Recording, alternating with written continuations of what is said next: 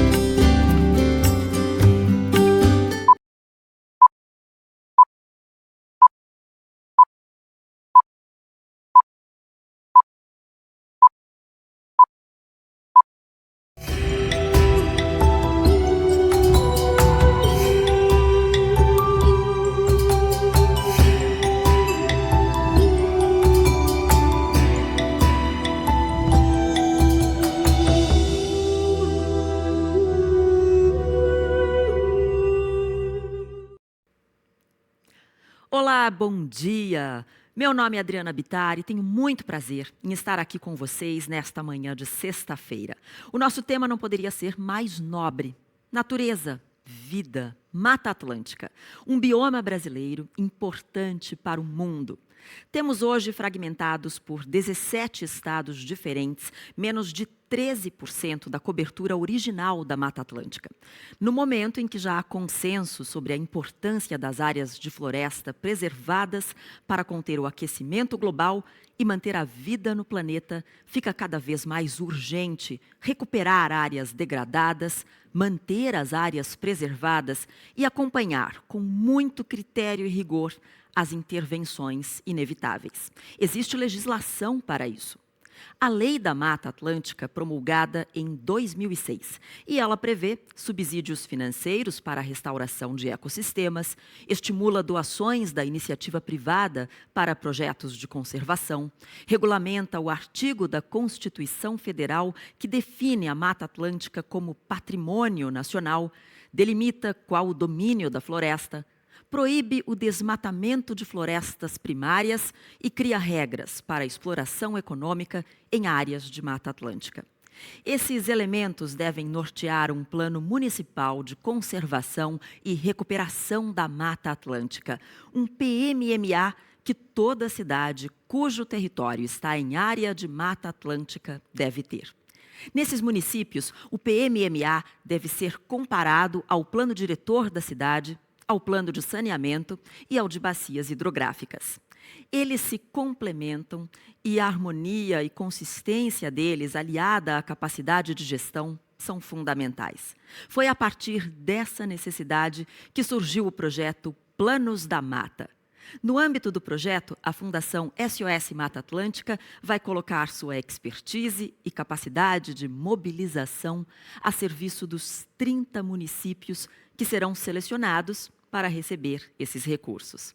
E a operação se torna possível graças ao apoio da Suzano, multinacional de origem brasileira, gigante global da produção de papel e celulose. E também da IBA, Indústria Brasileira de Árvores, que cuida da representação institucional do segmento produtor responsável e sustentável. Recentemente, a Suzano divulgou seu propósito: renovar a vida a partir da árvore. A empresa vive em seu cotidiano, com muita seriedade, a busca por aliar propósito e negócio. Tem uma série incrível de atividades ligadas a meio ambiente, sustentabilidade e boa governança. O seu presidente, Walter Schalka, vai abrir os pronunciamentos hoje. Depois será a vez de Mário Mantovani, da Fundação SOS Mata Atlântica, e Paulo Artung, presidente executivo da IBA. Em seguida, a diretora da Ambiental Consulting, Sandra Steinmetz, consultora da Fundação, apresentará cases de PMMAs já finalizados. Depois dela, teremos uma conversa ao vivo com Nathalie Unterstel, mestre em Administração Pública pela Universidade de Harvard, atual presidente do Instituto Talanoa, uma das líderes brasileiras mais influentes e atuantes no setor ambiental. Com a palavra, portanto, para iniciar os pronunciamentos, o presidente da Suzano, Walter Schalka. Bom dia, Walter, seja bem-vindo. Bom dia, Adriana. Bom dia a todas e a todos. É um enorme prazer estar com vocês aqui reunidos para debater um tema tão sensível e tão importante para a nossa sociedade. Eu quero começar, Adriana, dizendo que eu me sinto muito emocionado hoje aqui. Nós estamos fazendo um painel da SOS Mata Atlântica, do qual eu sou um dos fundadores. Participei lá no início de uma reunião na Ilha do Cardoso, onde nós juntos discutimos que nós tínhamos que fazer isso há muitos anos atrás, quando eu era menino ainda, para fazer um processo de recuperação da Mata Atlântica e evitar a degradação contínua que nós vínhamos assistindo. Eu quero parabenizar a todos aqueles que seguiram esse projeto da Mata Atlântica e que fizeram um excelente trabalho, porque nós conseguimos, como sociedade, reduzir de uma forma muito intensa a perda de Mata Atlântica durante esse período e até um processo de recuperação da Mata Atlântica. Então, Mário Mantovani, meu companheiro de muitos anos, que está aqui nesse painel, eu quero agradecer a você e, através de você, eu quero agradecer a todos aqueles que trabalharam e trabalham pela Mata Atlântica durante todos esses anos. Em especial, um agradecimento a um pessoal, amigo meu, que é o Roberto Clabin, que durante muitos anos trilhou e trilha essa bandeira e essa segurança que nos dá na questão ambiental tão importante. Então, a você, Mário, e ao Roberto, meu mais profundo agradecimento. Também é um prazer estar aqui com vocês, o governador Paulo Artung, que hoje presidente da IBA, enquanto governador do Espírito Santo, fez um trabalho enorme na questão ambiental e tão positiva. Que hoje na IBA é o líder no nosso processo do setor para mostrar o quanto o setor de árvores plantadas no Brasil tem um papel fundamental para a sociedade brasileira na parte econômica e na parte ambiental. E o Paulo é um líder e faz isso com muita qualidade. Então, a você, Paulo, meu muito obrigado. A Suzano optou por fazer uma combinação maravilhosa entre negócios e sustentabilidade. Nós chamamos isso de inovabilidade. Nós criamos um modelo onde a Suzano, que escolheu como propósito renovar a vida a partir da árvore, começar a criar diversas avenidas onde a árvore tem um papel tão fundamental. E nós optamos, nas nossas metas ambientais ou de sustentabilidade, em 3 grandes metas. A primeira meta é sequestrar 40 milhões de toneladas de carbono nos próximos 10 anos. Nós somos uma das poucas empresas num setor tão maravilhoso que somos negativos em carbono. Nós já somos, muita gente coloca a meta de ser carbono neutro, nós já somos negativos em carbono, mas queremos ser ainda mais. O segundo ponto relevante da nossa estratégia é tirar 10 milhões de toneladas de plásticos do sistema nos próximos anos, substituindo por produtos oriundos da árvore. Hoje, da árvore, nós tiramos a fibra, que é em grande parte convertida para papel, e também tiramos energia. Nós vendemos energia no grid hoje, mas nós podemos ter muito mais que isso. Nós sequestramos carbono, isso nós podemos monetizar ao longo do tempo, e podemos também criar outras utilizações para a nossa fibra, como, por exemplo, para o mercado têxtil. E o terceiro ponto, não menos importante, é retirar 200 mil pessoas da pobreza nas comunidades que nós atuamos, colocando para esse processo renda de forma estrutural e não só apenas filantrópica, mas também educação para a próxima geração. E tudo isso tem a ver com um plano importante que nós estamos trabalhando e esse objetivo do Plano da Mata, colocado hoje aqui para vocês, tem tudo a ver com isso. Nós queremos olhar a recuperação de áreas degradadas nos 30 municípios que nós já atuamos, queremos buscar a oportunidade de ampliação da base florestal, o que também é bastante positivo para isso. Queremos olhar a questão da mitigação ou eliminação da pobreza nessas regiões, gerando oportunidades de emprego para todos. Então, eu fico muito feliz de poder estar participando disso. Além de trabalhar nessa questão, nós estamos evoluindo na questão da biodiversidade, que é alguma coisa que anunciaremos em breve, metas de biodiversidade também para a Suzano.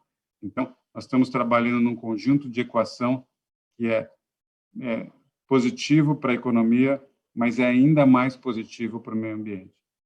Então, com isso, eu termino a minha apresentação inicial. Quero agradecer a oportunidade de estar aqui com vocês e dizer para vocês que a Suzano está 100% comprometida com essa questão de fazer uma sociedade melhor, uma sociedade mais justa e ambientalmente correta.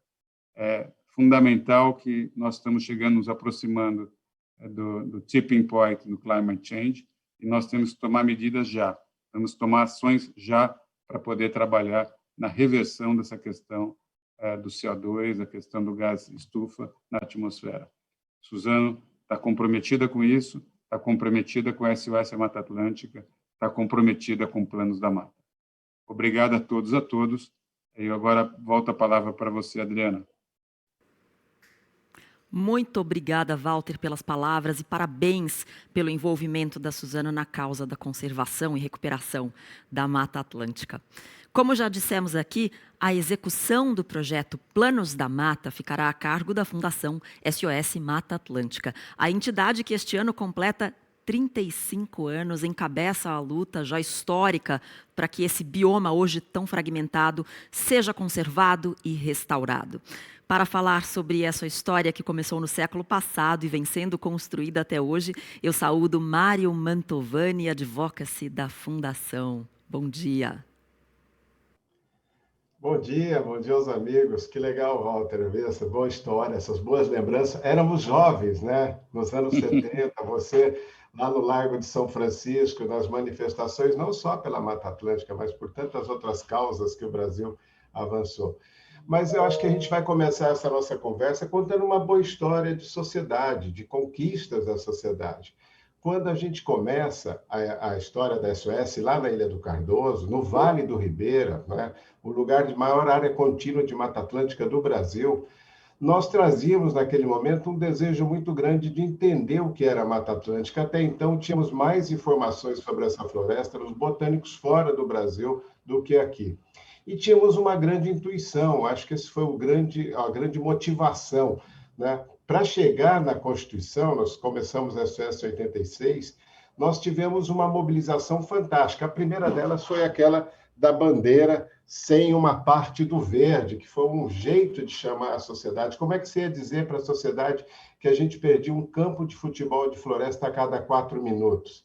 Como é que você ia chamar e mobilizar para uma Constituição que já estava nascendo e a gente fazendo aquelas centenas de reuniões com os deputados constitucionais, com todo aquele pessoal que estava escrevendo uma história do país na sua Constituição e que ganha um capítulo do meio ambiente. O Brasil, que vinha dos anos 70 de enfrentamento com as questões ambientais, que não entendia, que achava que o desenvolvimento era a qualquer custo, começava a ter ali um marco referencial da sociedade. Eu acho que esse foi o ponto mais importante que nós trouxemos naquela batalha.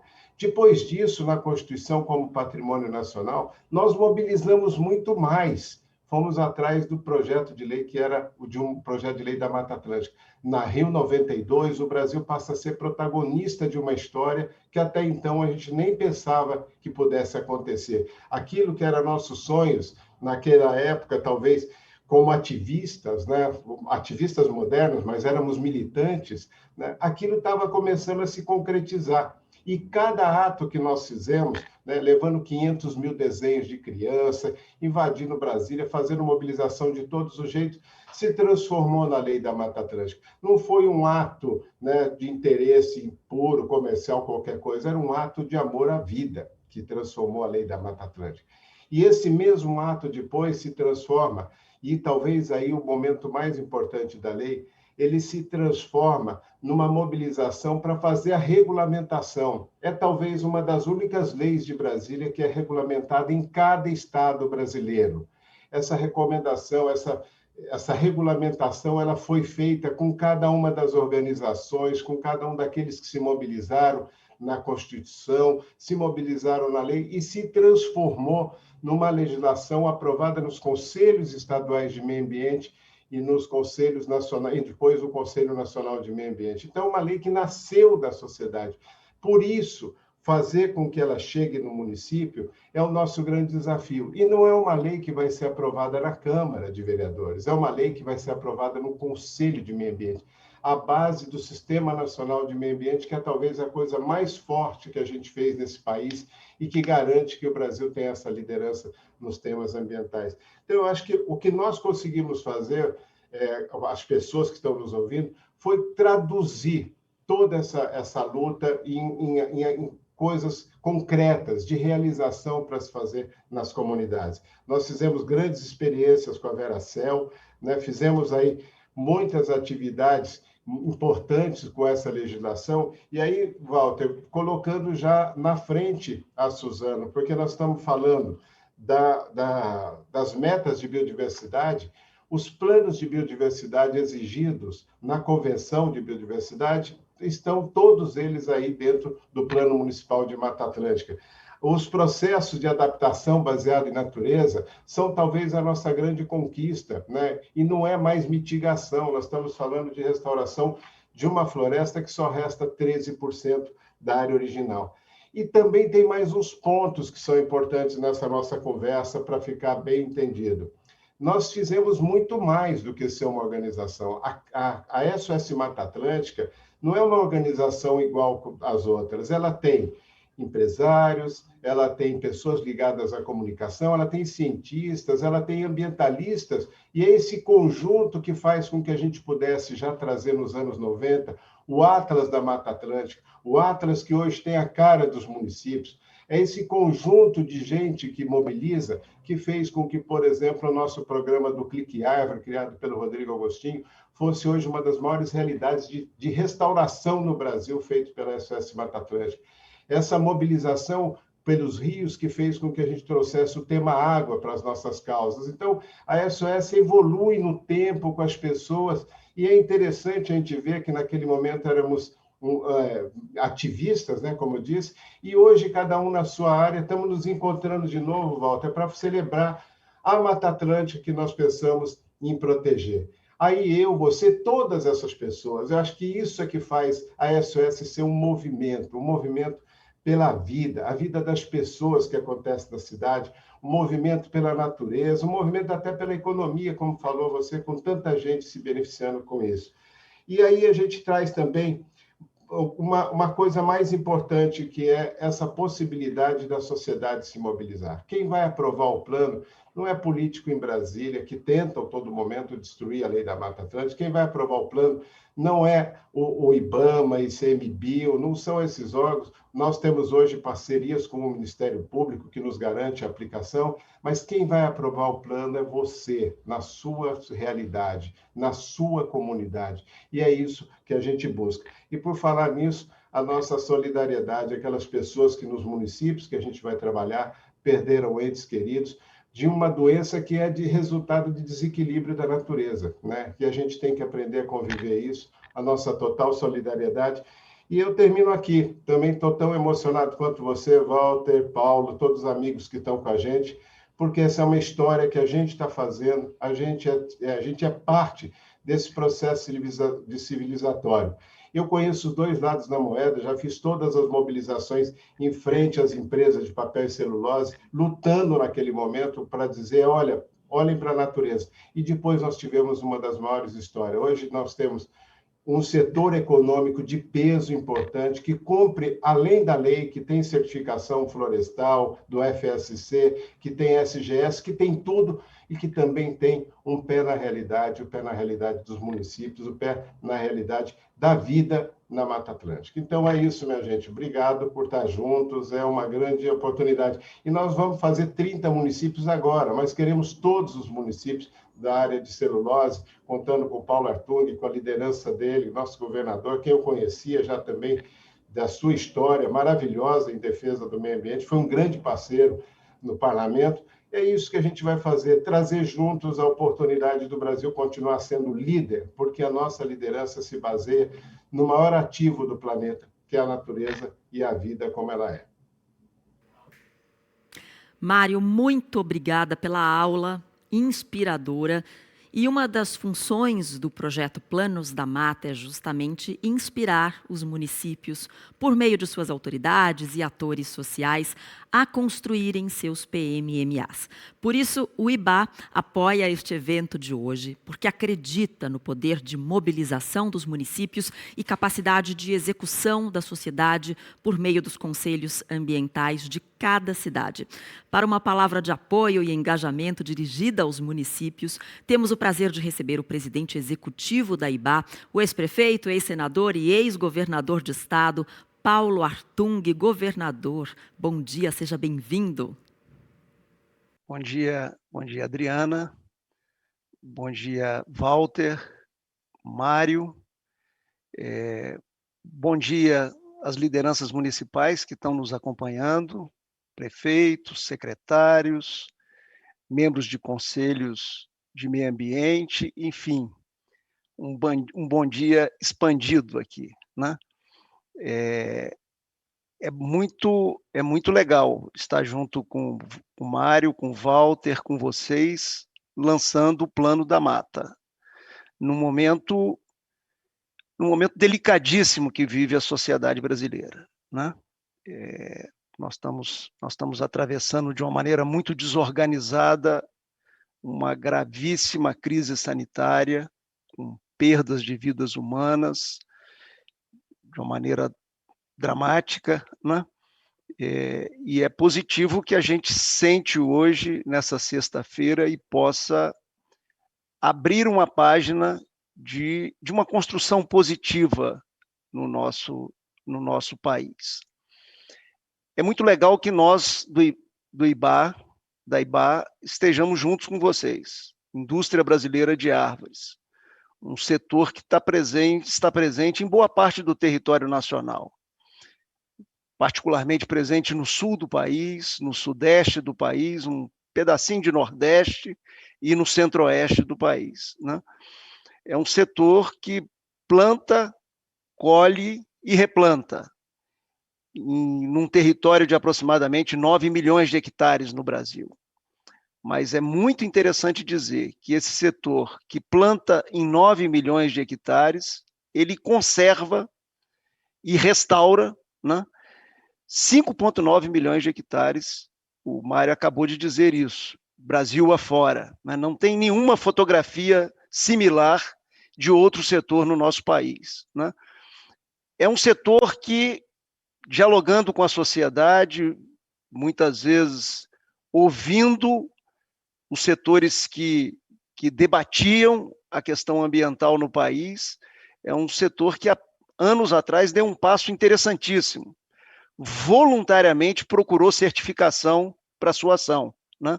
Quando a gente olha ali a presença das certificadoras internacionais cobrindo a ação do setor, isso é um fato muito relevante. A FSC, a PFC, trabalhando na certificação, olhando aspectos ambientais, olhando aspectos sociais, olhando relação do setor com a sua vizinhança, e assim por diante. É um setor que muito antes do debate em torno do ESG,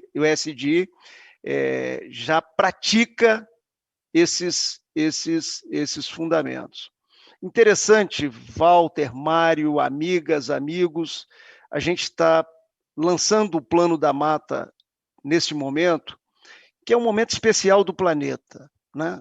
Há poucos dias atrás, o recente presidente empossado dos Estados Unidos convocou a Cúpula do Clima, né? Um evento que vai ser muito importante para o planeta. Esse ano nós vamos conviver com duas COPs, né? A COP da biodiversidade e a COP do clima. E mesmo no Brasil, nós vamos ter um evento que a IBA participa, ajudou a capturar esse evento para ser realizado no Brasil e na região amazônica, no Pará. Nós vamos ter o Fórum da Bioeconomia, né?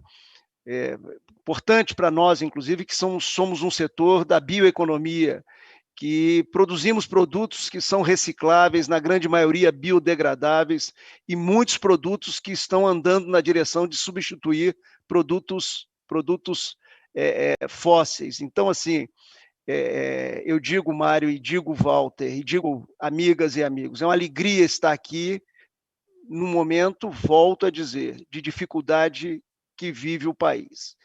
Mas eu tenho um treinamento na vida pública, o Mário falou nele, o Walter falou nele, eu vivi com mandatos, eu disputei 8 eleições, exerci 8 mandatos, são 32 anos de vida pública, mesclado por participação na vida privada, e eu queria falar, sabe, sobre o plano municipal da Mata Atlântica, olhando aí no fundo do olho dos nossos prefeitos, recém-empossados, alguns eleitos, outros reeleitos, olhando no fundo do olho dos nossos vereadores. Quer dizer, lembrar que na Constituição de 88, nós brasileiros trouxemos os municípios como entes da federação, né? Então, assim, no momento em que o mundo discute a questão do clima, né, que o mundo começa a olhar a atitude que tem que tomar em relação ao presente e às futuras gerações, eu acho que esse momento aqui, Mário, é trazer o município, e aí eu estou falando para os nossos prefeitos, para os nossos vereadores, para os nossos secretários, para os dirigentes dos conselhos municipais, é trazer o município para ter protagonismo na questão do clima. Então, é um projeto muito importante. Eu queria usar minha experiência, meu treinamento de vida, né, para mobilizar e convidar os municípios para ter uma participação efetiva nessa construção, né? Estamos começando com 3 dezenas de municípios, mas precisamos avançar muito mais no trabalho de preservação e recuperação desse bioma importantíssimo do Brasil, que é a Mata Atlântica. Então, é nesse sentido que eu participo dessa abertura, triste com a realidade que o nosso país tem vivido, triste, sofrido, como todo ser humano que tem sensibilidade, mas hoje aqui, Mari e Walter, com uma pontinha de alegria por a gente estar colocando de pé aí num ano especial que a humanidade está trilhando, né? Está colocando de pé mais um passo. Quero homenagear a Suzano, do nosso setor, por ser parte dessa construção, e quero homenagear muito carinhosamente a SOS Mata Atlântica pelas mais de 30 anos de trabalhos extremamente relevantes e produtivos, né, e com resultados no nosso país. Então, são com essas palavras que eu integro a abertura desse evento, desejando que ele seja coberto de sucesso. Agora vamos ter a apresentação, aí a Adriana vai introduzir a apresentação do plano, depois vamos ter um debate. É com muita alegria que eu estou aqui, queria terminar saudando a todos os participantes e buscando aí essa palavra de convocação para envolver prefeitos, vereadores, secretários e a população dos municípios da região da Mata Atlântica na construção desses planos municipais. Muito obrigado a todos. Nós que agradecemos, governador, importantíssimas palavras. Continuando a nossa agenda de hoje, vamos receber a bióloga Sandra Steinmetz, que desde 2012 dedica-se a auxiliar municípios a criarem, executarem e manterem seus PMMAs. Ela já acompanhou mais de 100 deles e será de grande valia para o programa. Bom dia, Sandra, seja bem-vinda. Bom dia a todos. É uma alegria estar aqui, né? Sempre o Mário, a gente vem desde 2012, né, Mário, nessa luta para ampliar os municípios com o plano da Mata Atlântica. E então é um dia especial para mim e para todo mundo da equipe. Essa aliança entre a SOS Mata Atlântica e a Suzano, e com o apoio do IBA, é muito importante para a gente fortalecer a gestão municipal e ter mais planos da Mata Atlântica para levar a lei da Mata Atlântica até o âmbito local, que é o que importa no final, né? Então, eu vou apresentar um pouco o contexto de como surgiu, né, do contexto onde estamos e de como surgiu o projeto. A Mata Atlântica, então, como o Mário já falou, né, é o bioma que a gente tem hoje com uma lei federal que é específica para esse bioma, e nela está definido, então, o que seria a Mata Atlântica, né? E a Mata Atlântica vai muito além daquela floresta que a gente costuma observar ali na Serra do Mar ou nas serras, né? Ela abrange, além disso, várias outras fisionomias, né? A floresta de araucária, que tem na Serra da Mantiqueira e no sul do país, as restingas, que estão nas planícies costeiras, os brejos de altitude, os brejos interioranos, os campos de altitude, enfim, uma série de ecossistemas e de fisionomias vegetais que estão dentro do domínio da Mata Atlântica, né, do bioma Mata Atlântica, e, portanto, estão dentro do aspecto legal da lei. E a Mata Atlântica, é importante dizer que ela abriga 145 milhões de pessoas, né? Ou seja, as cidades do Brasil, elas estão no domínio da Mata Atlântica. Por isso que ela é tão importante para o nosso bem-estar e para os municípios trabalharem. Então, aí alguns dados sobre a Mata Atlântica, fora a biodiversidade, né, que a gente tem, que a gente chama de hotspots de biodiversidade, é porque é um lugar que concentra uma ampla biodiversidade e, ao mesmo tempo, está muito ameaçado, né? Hoje, o Mário falou, né, a gente tem pouco mais que 12% do que a gente tinha antigamente, e muito fragmentado, quer dizer, são pequenos remanescentes de mata distribuídos pelo país, né, que antes eles ocupavam 15% do território. E a gente tem que pensar que mesmo esse pouquinho que sobrou e ela estando fragmentada, ela ainda presta aí os serviços ecossistêmicos para as pessoas, né? Então, a água, a produção da madeira, das fibras, entre outras coisas, a regulação do clima, a proteção das espécies de fauna e de flora, que são importantes. Quando a gente fala de desastres naturais, né, a Mata Atlântica ainda é fundamental para evitar deslizamentos, evitar enchentes, entre muitas outras coisas, né? Fora o nosso bem-estar psicológico, né? Se a gente pensar na nossa vida sem a floresta, né, como que seria? A gente precisa dela.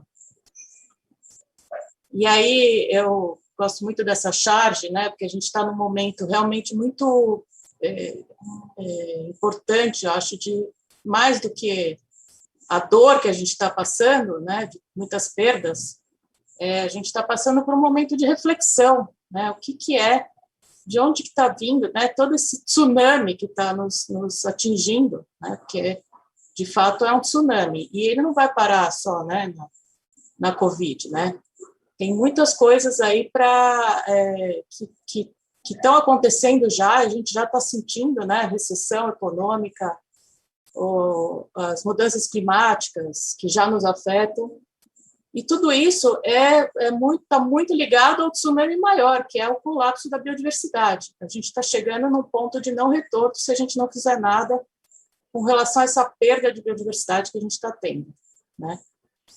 A gente vai ter um colapso aí das nossas florestas, a gente já observa isso em alguns pontos da Mata Atlântica, inclusive. Então, se a gente não correr contra o tempo para refazer, né, para reflorestar e para recuperar esses ambientes naturais, a gente vai cada vez ter um problema maior.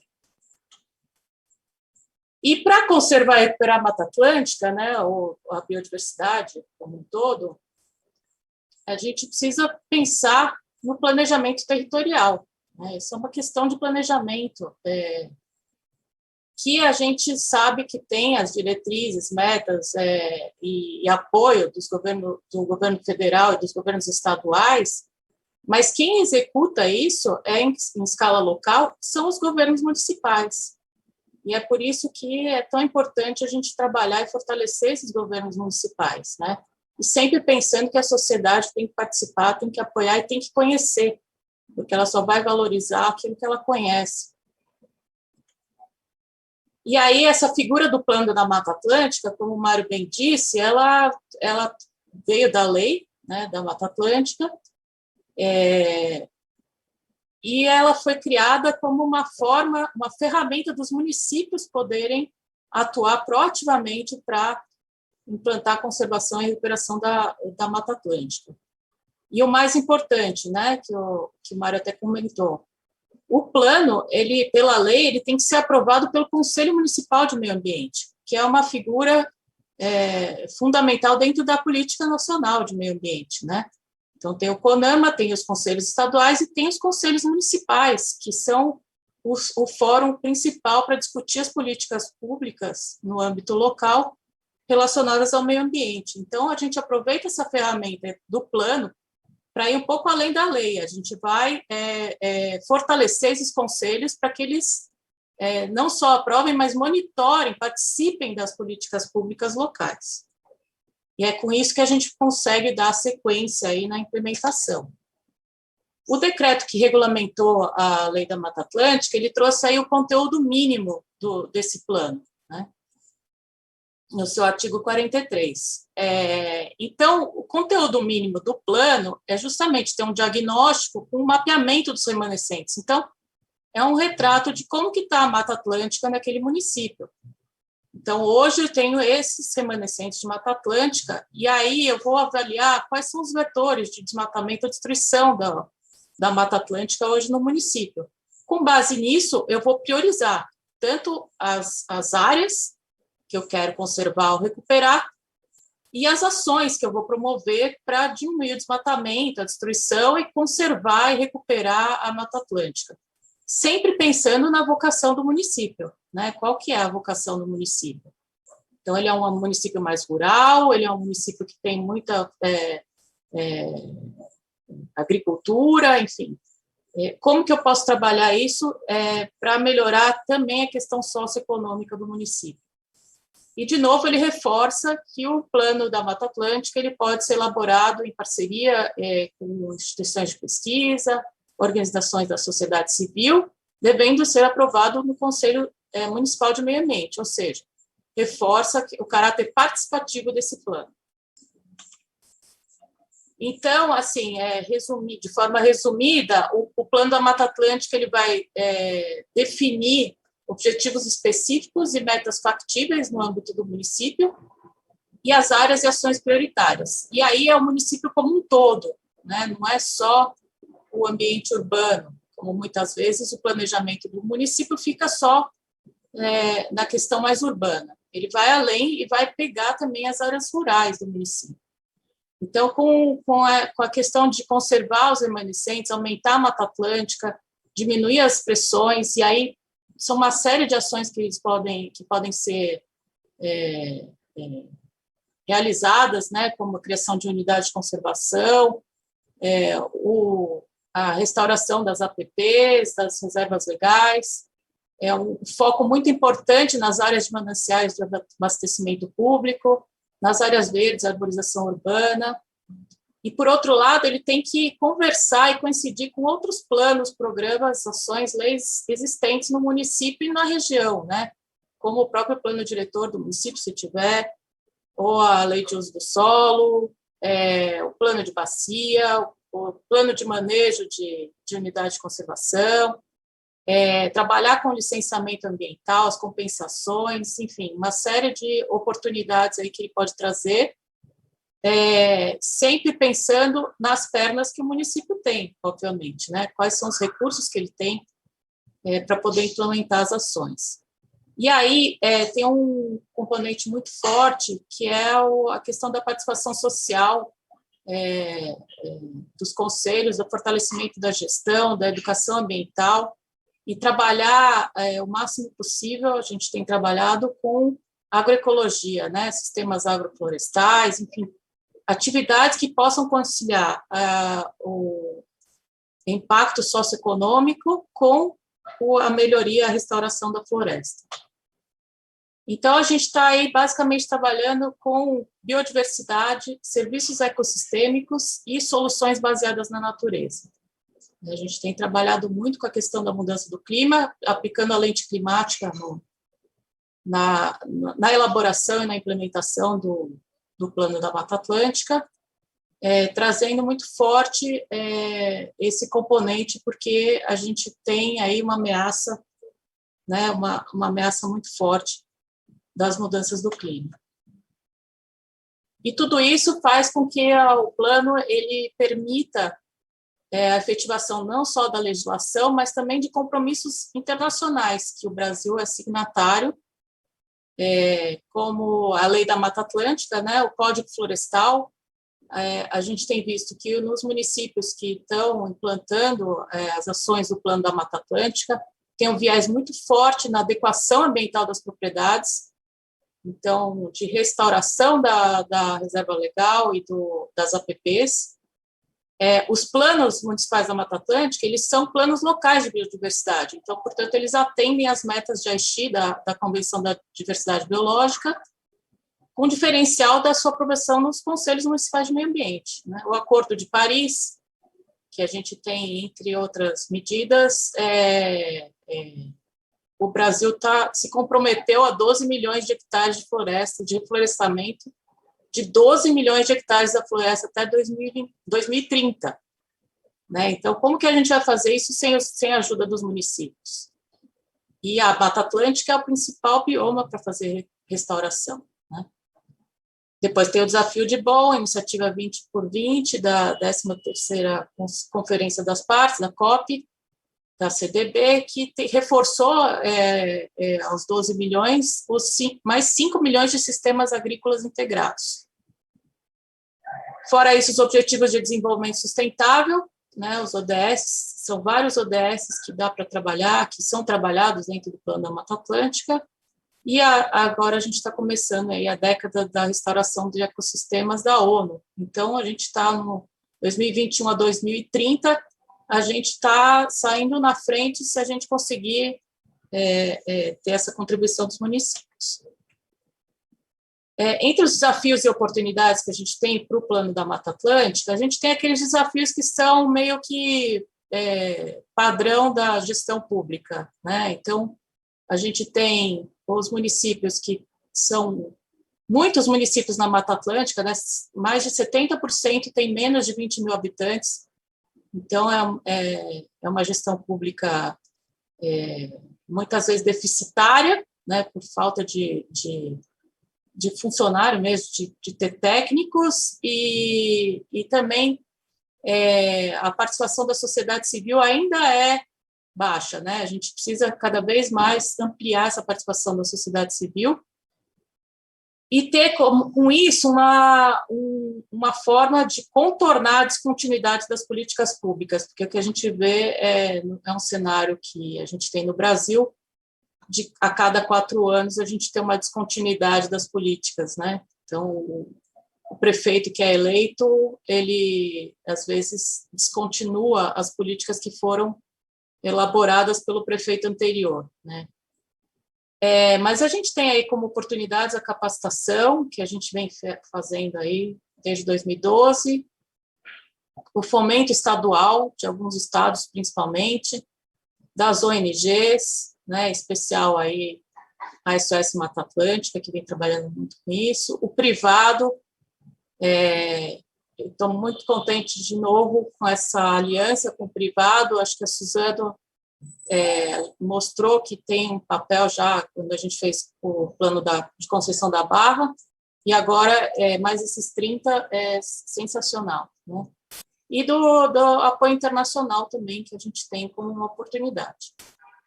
E fortalecer os fundos municipais, porque junto com o Conselho Municipal de Meio Ambiente, são criados os fundos municipais de meio ambiente, e eles são, de certa forma, geridos pelo Conselho. Então, eles fogem um pouco do orçamento do município e podem ser uma ferramenta para implantar políticas públicas, né, em âmbito local. Então, é uma oportunidade, sim, o plano para fortalecer a gestão e governança local e fundamental para conservar a Mata Atlântica. Aí, alguns exemplos de planos da Mata Atlântica. João Pessoa foi o primeiro, em 2011, 2010, 2011, né? E eles fizeram aí o cercamento de áreas verdes, o plantio em áreas de APP, conseguiram redirecionar projetos que tinham em áreas verdes, né? Numa restinga, por exemplo, para áreas degradadas que foram mapeadas pelo Plano da Mata Atlântica.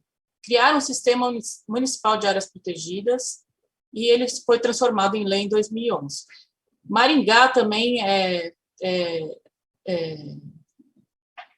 com o Plano da Mata Atlântica, acabou alterando a lei de uso e ocupação do solo, e hoje eles têm, além dos 30 metros usuais, né, do Código Florestal de APP, eles têm mais 30 metros, né, então são 60 metros de APP, e eles fizeram um formato muito interessante que todo mundo ganha, né, eles têm lá os parques lineares, têm as APPs restauradas nos fundos de vale e um acordo com os novos empreendimentos dentro do plano diretor.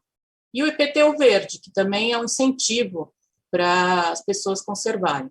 Caxias do Sul fez o mapeamento das áreas prioritárias no perímetro urbano, fez o inventário da arborização urbana, usa várias compensações ambientais, são direcionadas ao plano da Mata Atlântica, fez o CAR do município todo, e está associando muito o plano com as compensações que existem no município de licenciamento.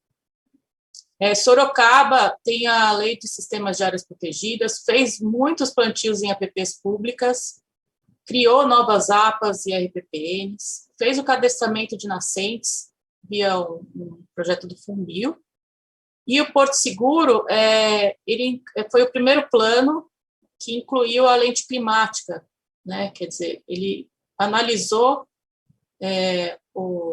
a questão da mudança do clima dentro do plano da Mata Atlântica, e criou corredores ecológicos, e a gente tem agora um projeto junto com a Pronatura e a Euroclima para implantar algumas medidas de adaptação baseada em ecossistemas, que são sistemas agroflorestais em corredores ecológicos. E ele está previsto no plano diretor de Porto Seguro. Tem outros nessa situação também. Aí o de Conceição da Barra, que teve a participação da Fibra e da Suzano, na época, também levou em conta vários aspectos de mudança do clima e fez um mapeamento muito bacana, muito detalhado do município, que resultou aí no mapeamento das APPs que precisariam ser restauradas ou conservadas, para conectar as unidades de conservação que tem no município, né? Então, são vários aí os exemplos que a gente já tem, ainda bem, né? Exemplos muito positivos de planos da Mata Atlântica. A gente, em 2012, criou um portal dos planos da Mata Atlântica, né, o pmma.etc.br, e ao longo desse tempo aí a gente vem passando por vários projetos e patrocínios, projetos muito bacanas que têm ampliado não só a forma, né, a metodologia para esses planos, a forma de mobilizar, de capacitar, como também acompanhado aí no observatório os planos em implementação. Então, diante de todo esse contexto, aí a gente estruturou esse projeto com a Suzano para a gente poder avançar em mais planos da Mata Atlântica. Então, na verdade, é uma iniciativa que visa fortalecer a governança dos municípios para a proteção da Mata Atlântica, aliada ao desenvolvimento econômico e social via a elaboração dos planos municipais da Mata Atlântica. Então, o PMA ele é uma ferramenta para que isso aconteça. Eu não sei porque deu uma desconfigurada aqui no PowerPoint. Mas ele tem vários objetivos específicos, né? Então, o primeiro é elaborar o plano em 30 municípios, nos estados de São Paulo, Espírito Santo e Bahia, que são estratégicos para a conservação, para a atuação da Suzano e da SOS Mata Atlântica, e para disseminar o instrumento nas regiões onde eles estão. Outro objetivo é orientar tecnicamente, começou a dar um eco, não sei porquê. Orientar tecnicamente e politicamente os atores locais que realizam ações relacionadas às políticas públicas municipais para que eles possam coordenar todo o processo de elaboração e implementação dos planos, né, de forma estratégica e participativa. Então, a ideia é que a gente fomente isso nessas regiões. Então, a gente vai pegar, selecionar ONGs locais para que elas possam fazer esse processo de PMMA. Instituir princípios e boas práticas de sustentabilidade corporativa em políticas públicas participativas locais. Então, aproveitar esse conhecimento todo que a Suzano tem, né, corporativo, de políticas públicas, de políticas que ela tem, corporativas, para conseguir fazer com que isso entre nas políticas públicas do município. desenhar estratégia de articulação com diferentes atores para ampliação dos subsídios aos municípios para a implementação das ações previstas nos PMMAs. Então, o projeto vai além de só elaborar o plano, né? Ele pretende que isso seja implementado, então tem toda uma articulação para depois. Ampliar a experiência do sul da Bahia com a Veracel, que o Mário falou rapidamente aí, foram 9 municípios que receberam o apoio da empresa da Veracel para poder elaborar os planos da Mata Atlântica, né, e incluiu aí a mudança do clima e a BR. Auxiliar na efetivação da lei da Mata Atlântica, na segurança jurídica para as atividades florestais nos municípios, esse é um ponto importante, porque muitos municípios têm um conflito de uso do solo com as atividades florestais, e o plano da Mata Atlântica, então, ele prevê que se faça uma priorização de áreas dentro do município, né, e de usos. E registrar todo o aprendizado do projeto para disseminar boas práticas e replicar em outros municípios, né, inclusive em outros biomas, dentro da lógica do PMMA ser um plano local de biodiversidade.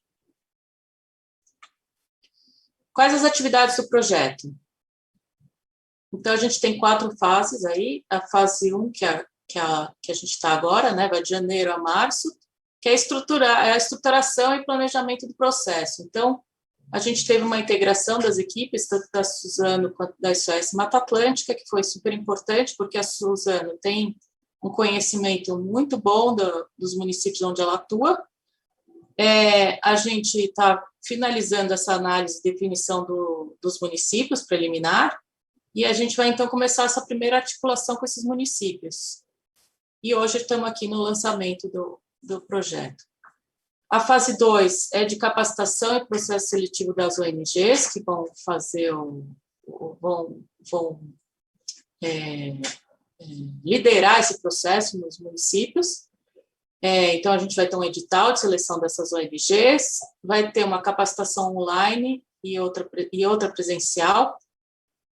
A gente vai selecionar essas entidades e vai orientar e acompanhar tecnicamente todo o processo da elaboração dos planos, que é a fase 3, né, que provavelmente vai ocorrer ao longo de 2022. A gente deixou um pouco as atividades presenciais mais para o final desse ano, esperando que a Covid permita, né, que a pandemia nos permita realizar dessa forma. Então, a gente vai elaborar, né, junto com essas ONGs, os planos em 30 municípios, e vai também aprovar esses planos nos conselhos municipais. Depois, a fase 4, que é de dezembro de 2022 até fevereiro de 2023, a gente vai implantar um sistema de monitoramento do processo da implementação dos planos da Mata Atlântica, tanto através de uma plataforma online, que a gente já está estruturando, né, dentro do Observatório dos Planos da Mata Atlântica, quanto com uma capacitação do conselho dessas ONGs, da sociedade civil local, para que acompanhe e monitore os planos.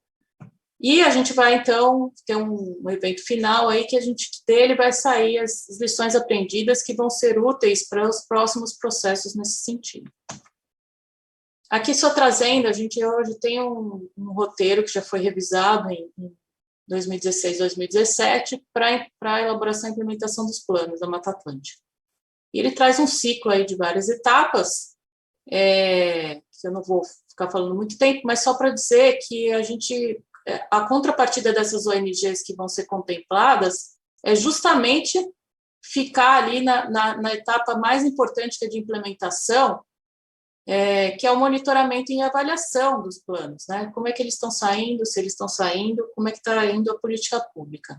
E, ao longo desse ciclo todo, a gente vai, então, ter o processo de capacitação. Então, a gente agora, provavelmente em maio, vai dar início ao curso online, Plano da Mata Atlântica, que vai estar aberto para os municípios, não só para os 30, mas os municípios nos estados de São Paulo, Espírito Santo e Bahia, que são da área de atuação da Suzano.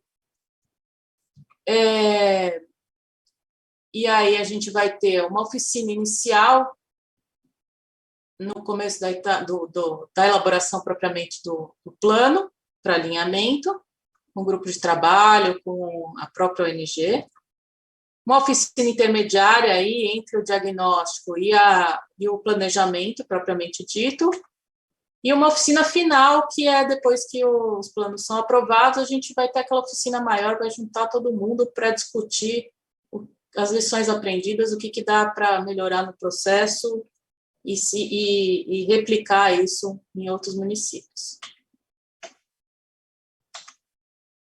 Quais são os impactos, então, esperados do projeto? Primeiro, a sensibilização e capacitação de técnicos, gestores públicos, os membros dos conselhos municipais de meio ambiente, os atores locais. Focado, então, essa sensibilização e capacitação vai ser focada nas áreas de atuação da Suzano e região nos estados de São Paulo, Espírito Santo e Bahia, o que abrange cerca de 200 municípios. Depois a gente tem a capacitação e instrumentação dessas ONGs, com atuação nessas regiões, para elaboração e monitoramento participativo de políticas públicas, através do processo do Plano da Mata Atlântica. Então, a ideia é capacitar e instrumentar essas ONGs que vão ser selecionadas. A elaboração e implementação do PMMA em 30 municípios, com foco nas suas vocações, e o fortalecimento da gestão ambiental nesses municípios abrangidos. Outro impacto é o fortalecimento da relação entre os setores público, privado e sociedade civil na construção das políticas públicas efetivas. Então, a gente está trazendo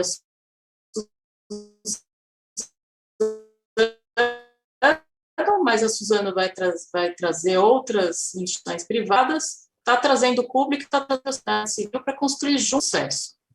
E a própria implementação das ações de conservação e recuperação da Mata Atlântica nesses municípios que vão ter os planos da Mata Atlântica, principalmente aquelas que são direcionadas aí à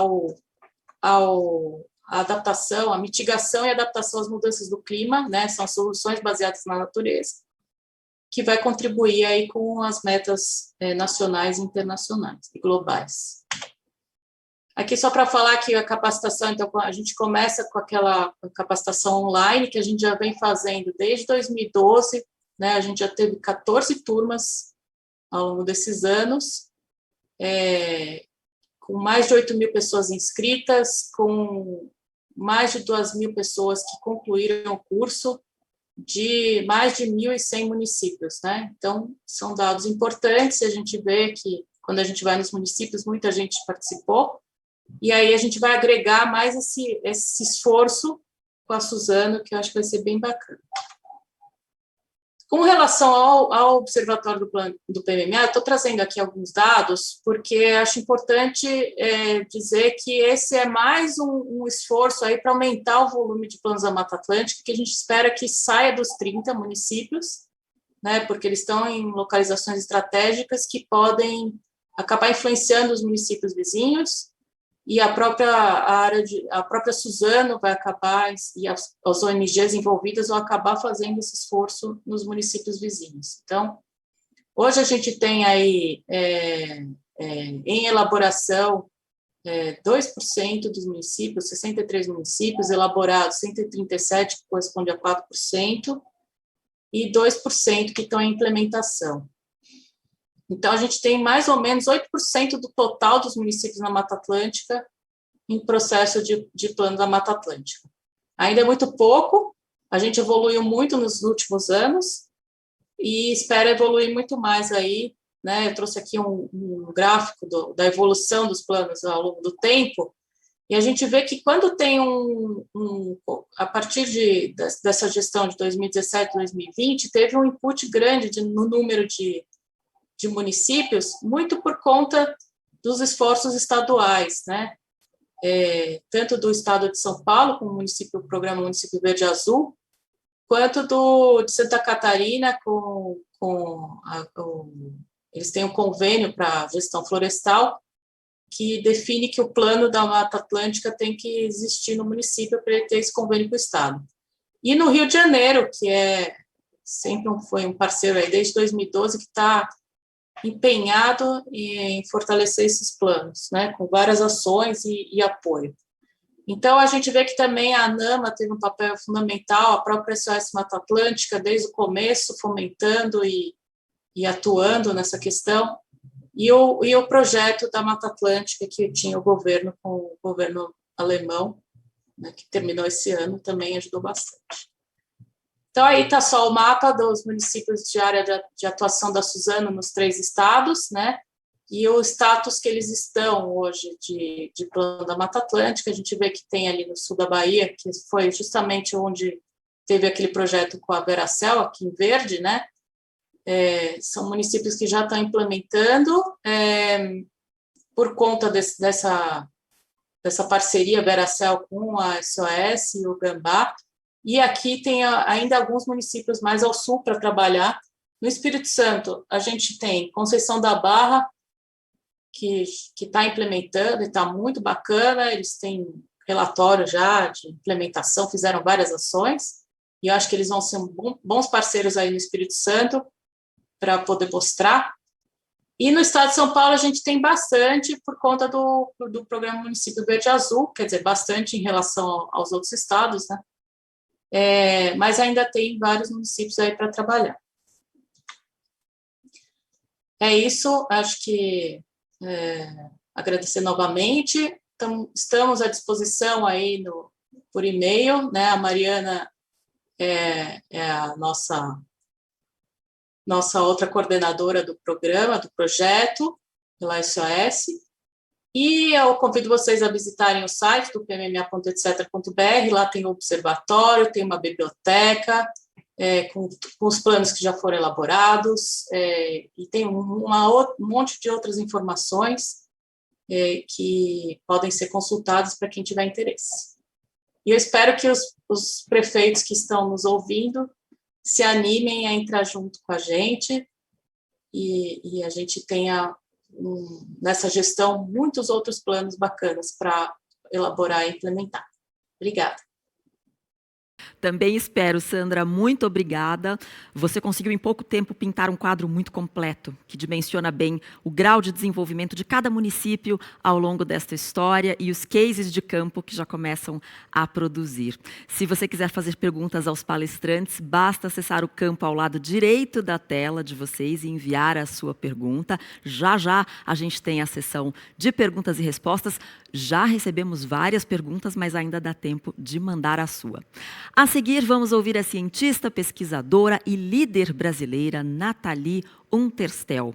Mais que uma palestra, aproveitaremos a presença dela para uma conversa aberta. Nathalie, bom dia. Eu já quero começar esse nosso bate-papo conhecendo aí as suas impressões acerca desse tema. Bom dia, Nathalie.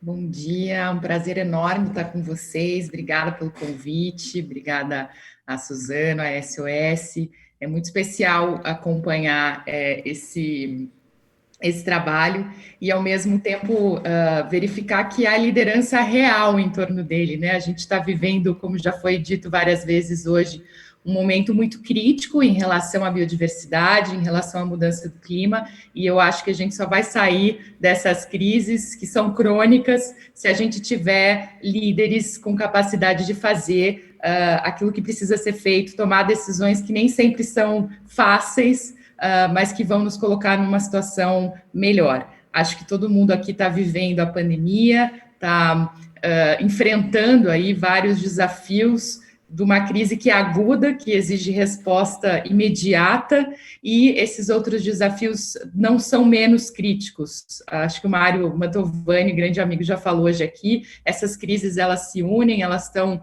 até associadas, e a gente sabe muito bem que a gente vai precisar usar todo o arsenal de bons remédios que a gente tem à disposição.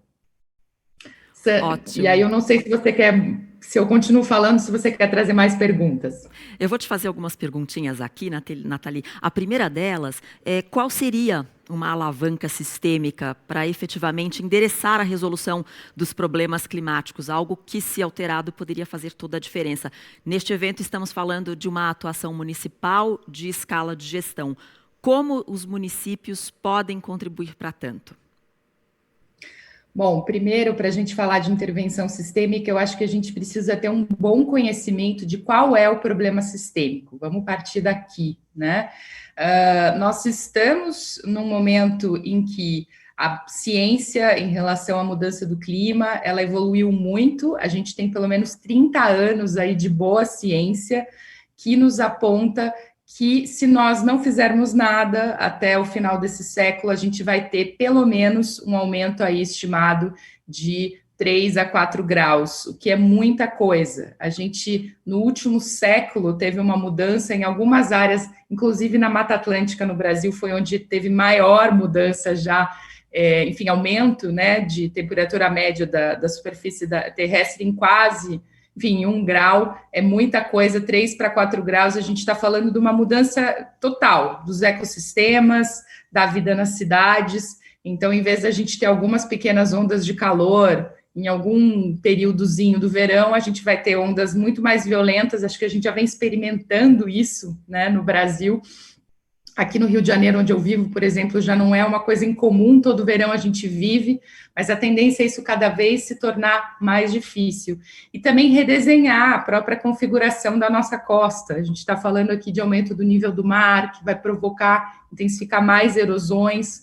Isso tudo afeta a vida das pessoas, a vida dos brasileiros diretamente. A gente não está falando tão pouco de uma coisa que é para o final do século. O desafio é que a ciência nos diz que até o final de 2050 a gente tem que reduzir as emissões completamente, ou seja, a gente tem que mudar de sistema literalmente para conseguir criar um futuro mais seguro para toda a humanidade. Só que para a gente fazer isso, quer dizer, zerar emissões em 2050, não dá para achar que a gente vai começar o trabalho em 2049, em 2050 está tudo resolvido. Na verdade, essa agora é a década mais crítica.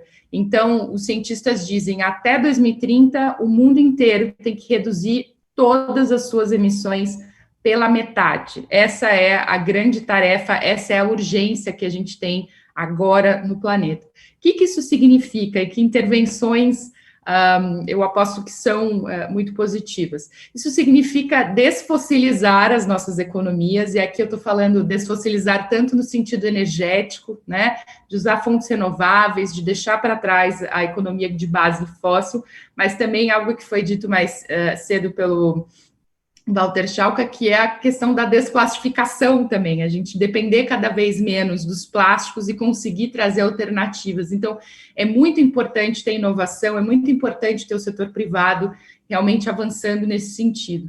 E, ao mesmo tempo, a gente acabar com um grande problema que ainda existe, que é a perda de florestas, a perda de biodiversidade, porque isso sim tem um grande impacto e um impacto imediato na questão da mudança do clima, como uma das suas causas, e, ao mesmo tempo, usar as oportunidades que estão à nossa mão para poder plantar mais, ter mais floresta, recuperar, que eu acho que é exatamente o que a SOS vem fazendo há muito tempo, o que esse programa de implementação da Lei da Mata Atlântica em nível municipal também quer fazer. Então, está tudo dentro de um grande conjunto de coisas. Mas tem 3 grandes intervenções. A gente não vai ter uma intervenção que vai resolver. A gente precisa, como eu falei, usar o arsenal todo. Tem uma intervenção que é super importante, que é essa da gente repensar como e onde a gente vai expandir as cidades. A nossa urbanização não vai deixar de existir. Então, como é que a gente vai lidar com essas novas cidades? Como é que elas vão garantir qualidade de vida para todo mundo? E todo mundo quer qualidade de vida, já visto que a gente está passando agora na pandemia, ninguém quer ficar preso no Zoom para sempre. Então, a gente vai precisar de cidades bastante acolhedoras. E para isso é uma intervenção sistêmica, se a gente contar com os prefeitos, se a gente contar com as câmaras de vereadores, com os cidadãos, para que quando forem pensar nos modelos urbanos, eles possam já colocar tanto critérios aí, né, de risco climático, de produção da natureza, de infraestrutura verde, como evitar não fazer a transição. Quer dizer, se a gente continuar apostando no nível municipal em poluição, em energia fóssil, enfim, em destruição de natureza, a gente não vai sair do problema. Mas se a gente fizer o oposto, se a gente tiver essa aposta, eu tenho certeza que, e se muitos municípios fizerem, que é o caso, enfim, de ter programas, a gente vai em frente. Tem também outras duas alavancas. Uma alavanca que está posta no mundo, gostemos dela ou não, é a questão da litigância. Hoje, no mundo inteiro, no Brasil também, a gente já está vendo muito questionamento por omissão ou por inação em relação à questão climática. São Paulo agora teve uma ação judicial nesse sentido, né, de não estar protegendo os seus cidadãos da poluição causada aí por emissões de veículos. Isso é um exemplo, mas no mundo inteiro as crianças estão usando a justiça para cobrar ação. Isso é uma tendência irreversível, eu acho muito importante que os governos municipais, pode ser de uma cidade muito pequena e também de uma cidade muito grande, levem em conta. Quem não fizer pode sofrer consequências, inclusive judiciais. Eu acho que isso é uma ameaça que tem que ser mobilizadora, ela não pode deixar as pessoas com medo e paralisadas, pelo contrário, acho que tem que ser um incentivo para andar. E, em terceiro lugar, eu acho que é importante a gente falar que depois de ter ouvido a Suzano colocar as suas metas, né, as suas aspirações em relação a ser carbono positiva, em relação a ter metas de substituição de plástico e tudo mais, os mercados são muito importantes, os mercados são uma alavanca sistêmica e eles estão fazendo isso. Eu estou bastante otimista em relação a gente conseguir chegar em 2030 com metade das nossas emissões, porque isso está acontecendo e não é uma pequena parte. A gente está falando de trilhões e trilhões de dólares que estão se movimentando, né, nessa transição do modelo antigo para o modelo novo. Então, acho que a gente vai ter uma década muito promissora. Quem surfar essa onda, eu acho que vai ganhar, e quem não surfar, infelizmente, não vai ficar só para trás na história, eu acho que vai ficar para trás economicamente, não vai conseguir viabilizar esse modelo que já não se sustenta. E é urgente, né, Nathalie? Algo que você citou agora há pouco tem a ver com a minha próxima pergunta. É possível trazer para os governos municipais esse entendimento de contribuição efetiva nas questões climáticas e biodiversidade, como gestão do patrimônio natural, unidades de conservação, reservas legais e APPs nas propriedades rurais, entre outros? Olha, esses mecanismos todos que foram criados no Brasil, eles não são novos, né? Eles estão aí há algumas décadas, a gente conhece eles, vocês conhecem muito bem.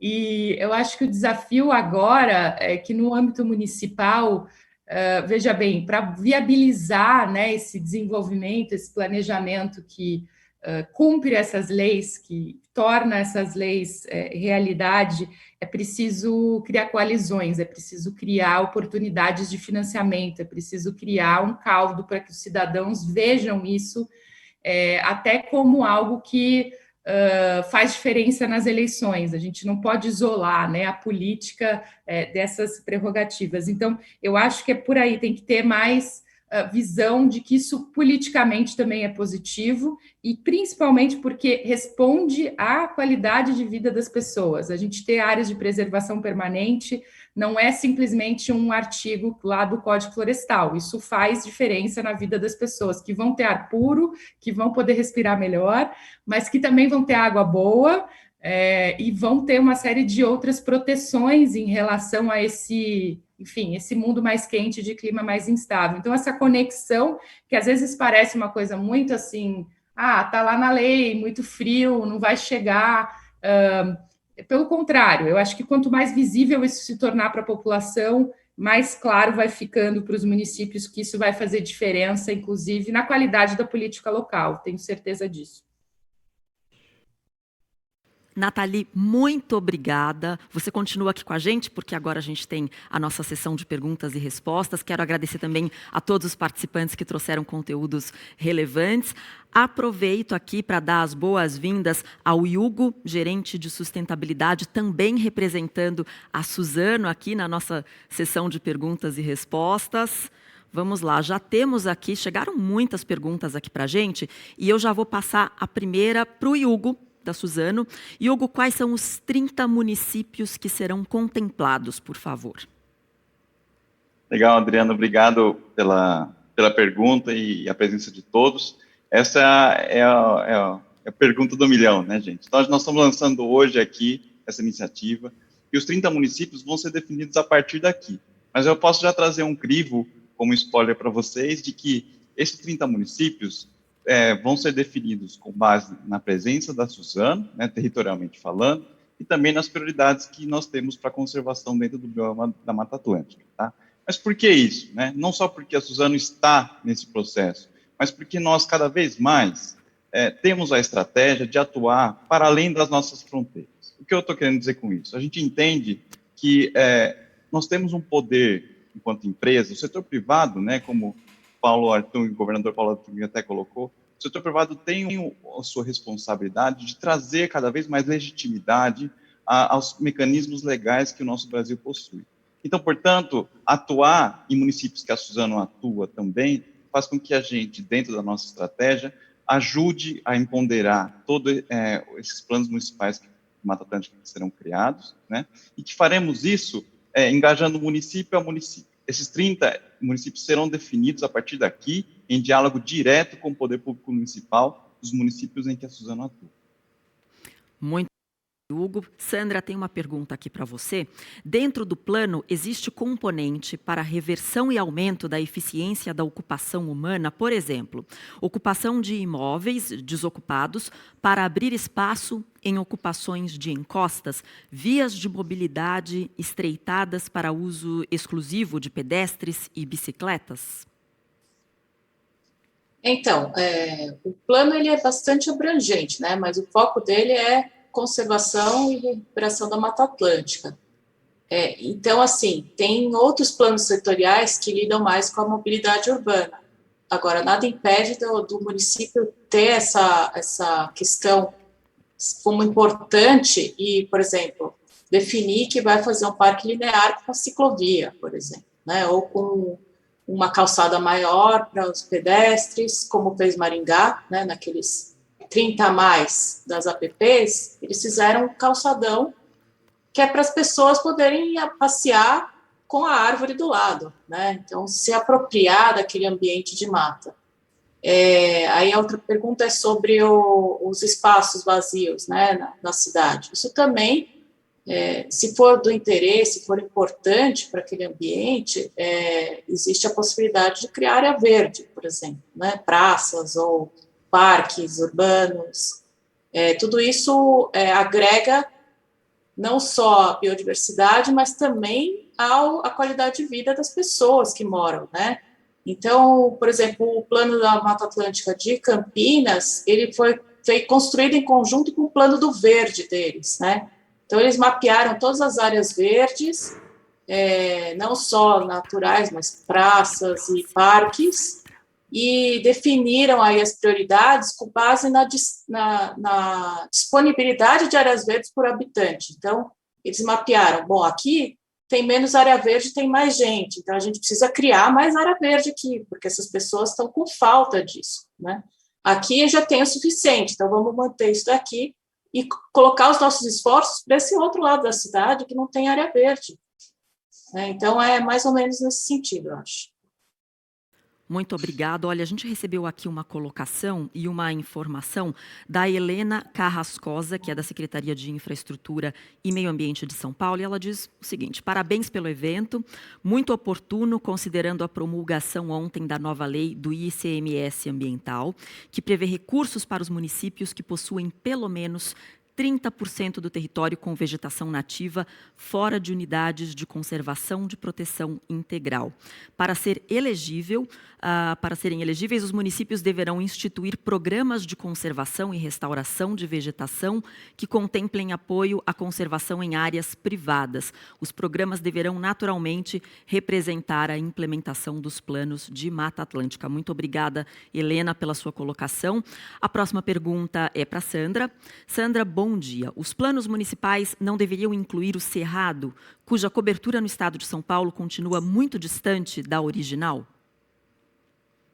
Sim, eu até ia comentar isso em cima do que a Helena falou, né? Aqui em São Paulo, o Programa Município Verde Azul, ele contempla os planos da Mata Atlântica e Cerrado, né? Então, quando a gente tem um município que tem os dois biomas, ou só o Cerrado, é o plano para aqueles biomas que o município abrange, né? A gente já tem vários planos nesse sentido, né? Tem o de Bauru, tem o de São José dos Campos, que é o Presidente Prudente, que foi o Plano da Mata Atlântica e Cerrado, né? Então, a gente, inclusive, no curso online, a gente agregou aí informações sobre esses outros biomas, né? Porque a Mata Atlântica muitas vezes está em áreas, inclusive, de transição, né? De ecótonos com outros biomas, e a gente tem que trabalhar isso, que são áreas muito relevantes para a conservação. Então, sim, todo município deveria fazer o seu plano de biodiversidade, independente do bioma onde ele está. É que o Plano da Mata Atlântica foi criado, né, dentro da lei, mas a ideia é abranger todos os municípios. Obrigada, Sandra. Olha, Hugo, o pessoal quer saber aqui se essa apresentação se tornará disponível para que seja repassada aos interessados, em especial aos gestores municipais. E aí, Hugo? Com certeza, dentro do canal da Suzano, tá? No YouTube da Suzano, isso vai ser disponibilizado. Nós também temos o site em que todo mundo fez a sua inscrição, e nesse site a gente passa a informar, inclusive os tais 30 municípios, né, ao longo dessa jornada que nós vamos construir. Então, vai sim estar disponível, e também estaremos juntos com os municípios com esta apresentação muito bem feita pela Sandra, engajando-os a aderirem aos planos municipais de Mata Atlântica. Ótimo. Mais uma aqui para a Sandra. Quais as diferentes camadas de ação que a sociedade civil pode procurar atuar para dar apoio a esses projetos e iniciativas, Sandra? Nossa, são tantas, mas eu acho que a participação, desde o começo, na construção do plano, é fundamental, né? Aliás, de qualquer política pública, né? Ainda mais no âmbito local. Quando a gente pensa em participação da sociedade civil, ela é muito mais efetiva em âmbito local, né? É por isso que a gente fazer o planejamento no município é tão importante, né? E eu estou pensando não municípios gigantes como São Paulo, mas a maioria dos municípios, a pessoa consegue acessar a política pública, né? Porque está mais próximo. Via de regra, conhece o prefeito, o secretário, ou tem um vereador que votou, que pode conversar.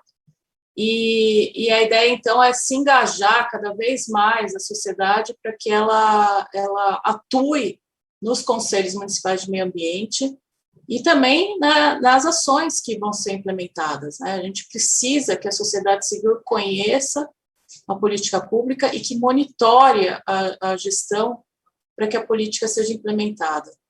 Então, é fundamental que tenha esse movimento, né? E o conselho é um bom começo para isso, né? Vamos dizer assim.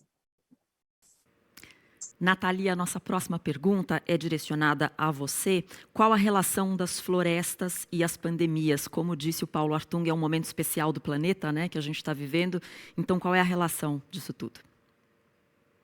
Olha, infelizmente, boa parte das epidemias e pandemias que a gente viu eclodirem no mundo nas últimas décadas, elas estiveram associadas ao contato de espécies selvagens com humanos. Isso foi o caso da cólera, é o caso da AIDS, e agora a gente está vendo o caso do novo coronavírus. Então, essa associação, essa proximidade cada vez maior, né, do ambiente que deveria estar sendo protegido com a urbanização, enfim, com o desmatamento, obviamente, tem um efeito catastrófico, e a gente achava que poderia ficar localizado, que ia ficar, enfim, nos rincões de uma floresta na África, ou, enfim, no mercado chinês de produtos alimentícios, mas isso se espalhou muito rápido no caso do novo coronavírus, e todos nós estamos pagando as consequências, inclusive de não saber como lidar com essa crise, porque ninguém tem o remédio para ela ainda, né? As vacinas estão aí, mas não é ainda, enfim, uma cura necessariamente. Então, a tendência é que, se a gente não contiver o desmatamento, não contiver a perda de biodiversidade e continuar a trilhar esse caminho que a gente está vendo aí, infelizmente, de destruição, que a gente veja mais pandemias, enfim, se alastrando. E eu tenho certeza que ninguém aqui quer viver mais essa pandemia que já está posta e nem mais outras. Então, acho que todos nós somos interessados no remédio. Acho que o remédio é a conservação, é a gente proteger os ambientes naturais, as florestas antigas, e enfim. Muito obrigada. Mário Mantovani tem uma pergunta aqui para você. Quais as maiores perdas hoje no Brasil em relação nas matas ciliares e o que pode ser feito para mudar essa história?